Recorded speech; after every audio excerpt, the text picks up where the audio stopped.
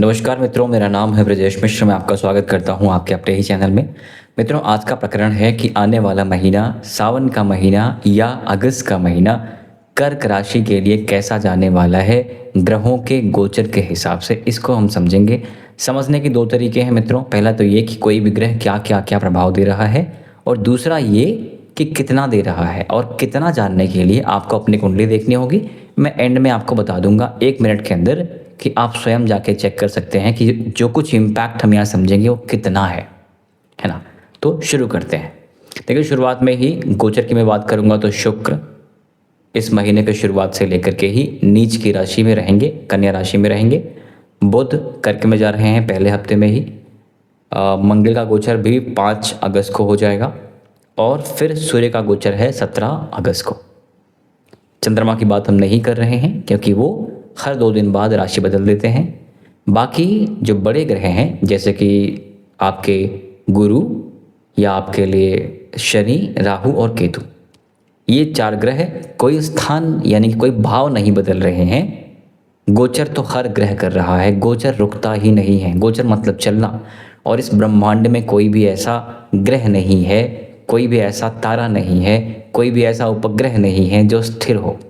सब कुछ चलायमान है। हमारी आकाशगंगा भी चलायमान है, सौरमंडल भी चलायमान है, सब कुछ चल रहा है।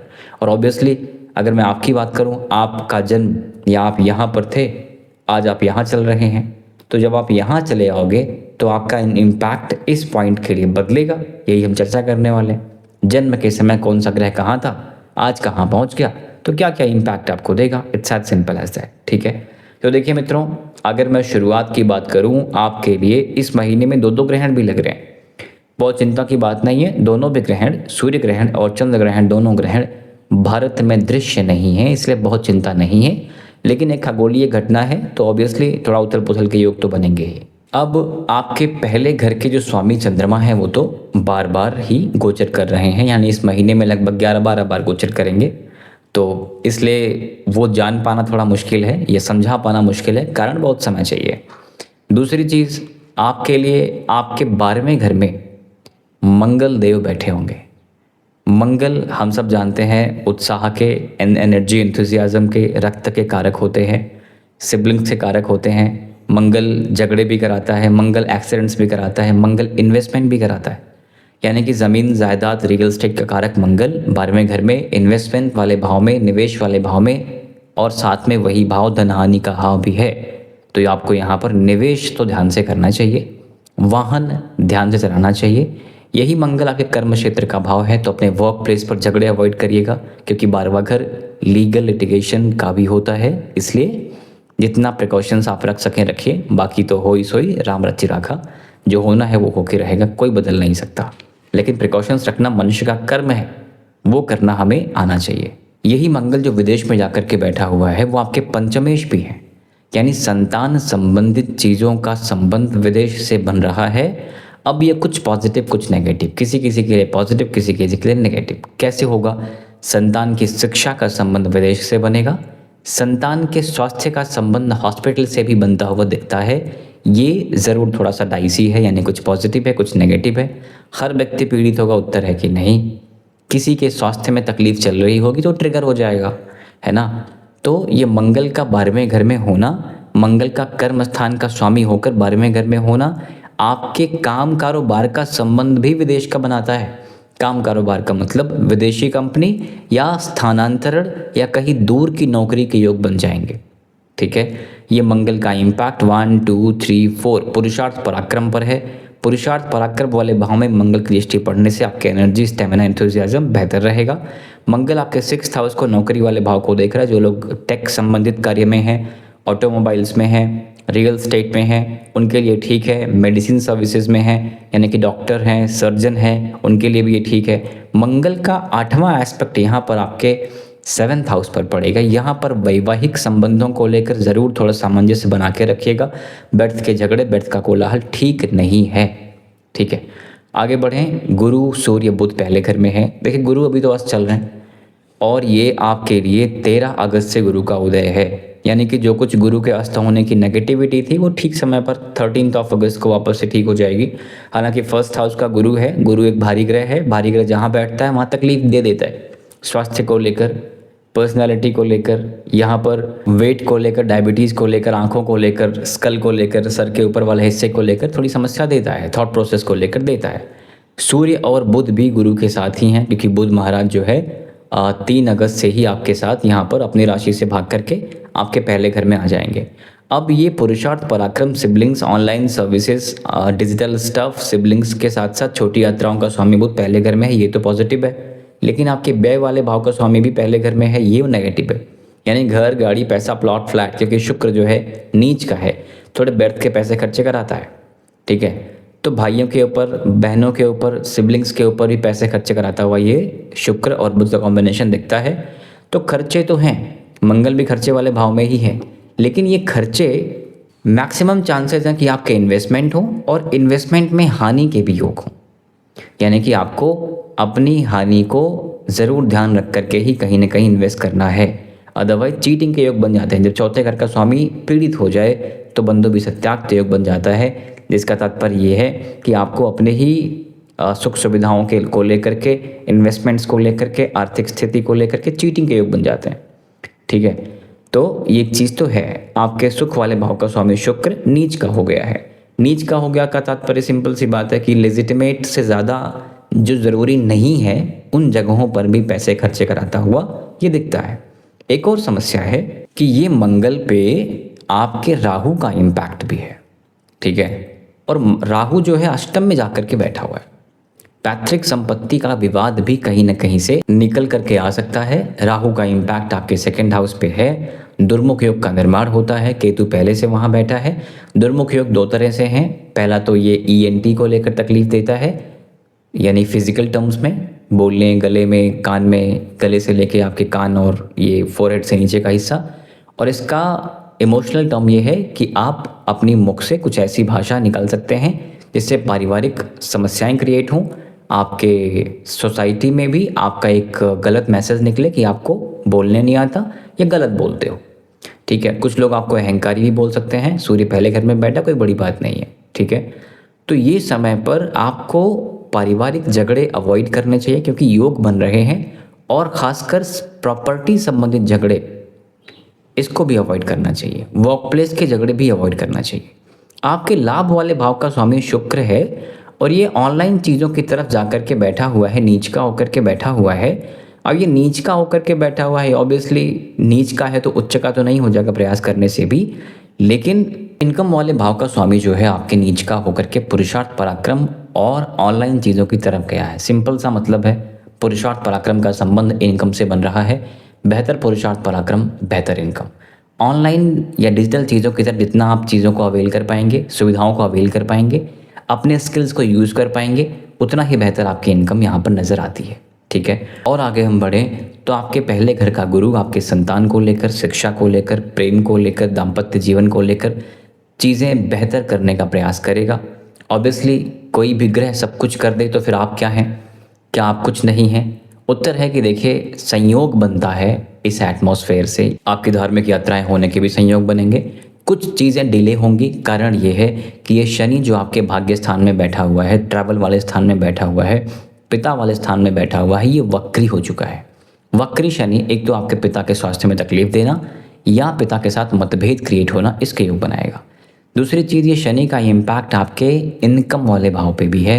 वक्री शनि का थर्ड एस्पेक्ट जहाँ पड़ेगा वो चीज़ें भी थोड़ा एग्जैगरेट करेगा, यानी कि इनकम को लेकर के भी आपके फ्रिक्शन बढ़ सकता है। ठीक है, आसानी से मिलने वाली चीज़ें डिले होंगी, ऐसा आप मान के चलिएगा। तो ये शनि जो आपके भाग्य वाले स्थान में, ट्रैवल वाले स्थान में, इनकम वाले भाव को देखता हुआ पुरुषार्थ पराक्रम वाले भाव को भी देख रहा है।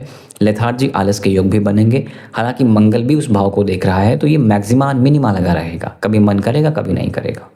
तो लेथार्जी आलस अवॉइड करिए। अगर भाव को ठीक करना है, एनर्जी को ठीक करना है, उत्साह बनाए रखना बहुत इंपॉर्टेंट है, इसलिए अपने फिजिकल फिटनेस पे ज़रूर ध्यान दीजिएगा। और ये शनि का इम्पैक्ट आपके 7, 8, 9, 10 आपकी नौकरी पर भी है, जहां मंगल भी देख रहा है। तो ये शनि का इम्पैक्ट नौकरी पे है, नौकरी का कारक शनि बन जाता है, सर्विस का कारक शनि बन जाता है, तो तकलीफ वहाँ तो नहीं करेगा। बात बस ये है, वक्रत्व जो है शनि का वो डिले करता है। यानी कोई भी एग्जामिनेशन आप दे रहे हैं, कोई इंटरव्यू अटेम्प्ट कर रहे हैं, चांसेस है कि आपको अगर आज का डेट चाहिए तो कल का मिले, कल का चाहिए तो परसों का मिले। कहने की बात ये है, आपको यहाँ पर एक्स्ट्रा पेशेंस रखना है, क्योंकि सही समय पर उचित समय पर काम नहीं होते हैं जनरली। ठीक है, बाकी विधि का विधान कौन जानता है, जनरली आपको प्रिपेयर रहना है। अष्टम भाव में राहु है, स्वास्थ्य का ध्यान रखना चाहिए, स्टमक का ध्यान रखना चाहिए, और शल्य क्रिया के योग बन जाते हैं, थोड़ा सा बचने का प्रयास करना चाहिए। ऑब्वियसली हर व्यक्ति शल्य क्रिया से नहीं निकलेगा, हर व्यक्ति नौकरी की बात नहीं कर रहा होगा, क्योंकि हर व्यक्ति का अलग अलग पड़ाव है ना। कोई नौकरी ढूंढ रहा है, अगर नौकरी मिलने के योग हैं उसको मिल जाएंगे। कोई व्यक्ति पढ़ाई कर रहा है, आप गवर्नमेंट जॉब के योग हैं उसको मिल जाएंगे। तो मोटा मोटा चीज़ें अपने पर्सनैलिटी के हिसाब से, चीज़ें अपने करंट सिनेरियो के हिसाब से ही आप खुद को मैच करिएगा। जैसे मैं नहीं जॉब ढूंढ रहा हूँ, तो क्या मेरी जॉब लग जाएगी, उत्तर है कि नहीं। तो जो स्थिति आपकी है उसी के हिसाब से इस फलित को आप खुद से लिंक करिएगा। अगर मैं पूरा का पूरा क्रक्स बताऊं, इस महीने स्वास्थ्य को लेकर थोड़ी चिंता है, उत्तर है कि हाँ। तो अगर मैं क्रक्स बताऊं आपको, एक्सीडेंट्स को लेकर, वाहन को लेकर, ड्राइविंग को लेकर सावधान रहिएगा। बीपी कोलेस्ट्रॉल को लेकर थोड़ा केयरफुल रहिएगा। कार्य क्षेत्र का संबंध विदेश से बनता हुआ दिखता है, ये शुभ है, अच्छा है। टेक संबंधित चीज़ों में पॉजिटिविटी दिखती है। कंस्ट्रक्शन को लेकर, मेडिकल को लेकर भी पॉजिटिविटी यहाँ पर दिखती है। जो लोग डॉक्टरी की तैयारी कर रहे हैं या सर्जरी वगैरह वगैरह का एग्ज़ाम इनका चल रहा हो, तो उसके लिए भी ये पॉजिटिविटी आप यहाँ से एक्सपेक्ट कर लीजिएगा। वाणी को लेकर दुर्मुख योग का निर्माण हुआ है। अगर कोई ईएनटी की प्रॉब्लम चल रही है तो अभी इमीडिएट आपको बहुत रिलीफ नहीं देगी।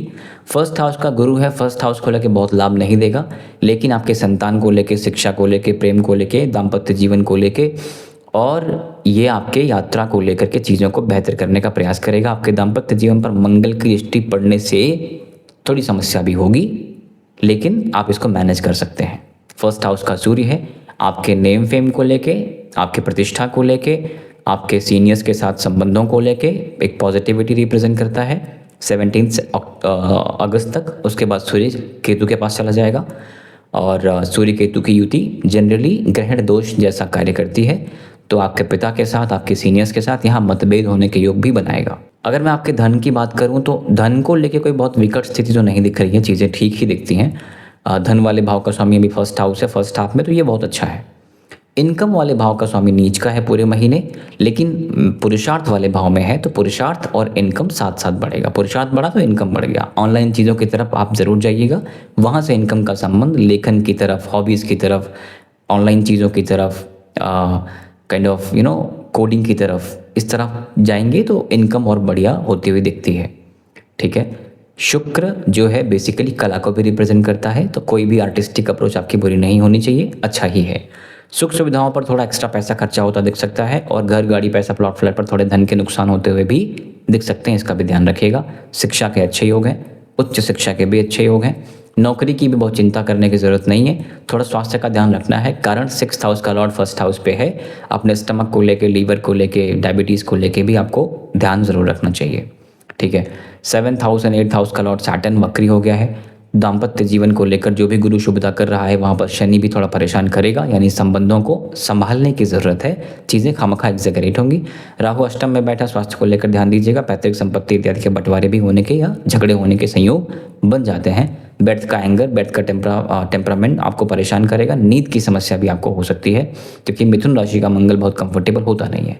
इनकम को लेके थोड़ा एक्स्ट्रा एफर्ट, लेकिन इनकम भी है, नौकरी भी है, और वेल्थ अक्यूमुलेशन भी है, ऑनलाइन स्टफ से लाभ भी है, और सुख सुविधाओं के ऊपर पैसा खर्चा हो रहा है, इसका मतलब सुख सुविधाएं भी आ रही हैं, है ना। तो ओवरऑल ये संबंध है। मित्रों, उपायों की बात करें, एक बहुत ज़रूरी उपाय मैं आपको बताऊं। आपको सावन का महीना चल रहा है, ठीक है, सावन के महीने में भगवान शंकर का अभिषेक करना बिल्कुल नहीं भूलिए। ठीक है, किस चीज़ के लिए संकल्प करना है अपने पंडित जी को बताइएगा।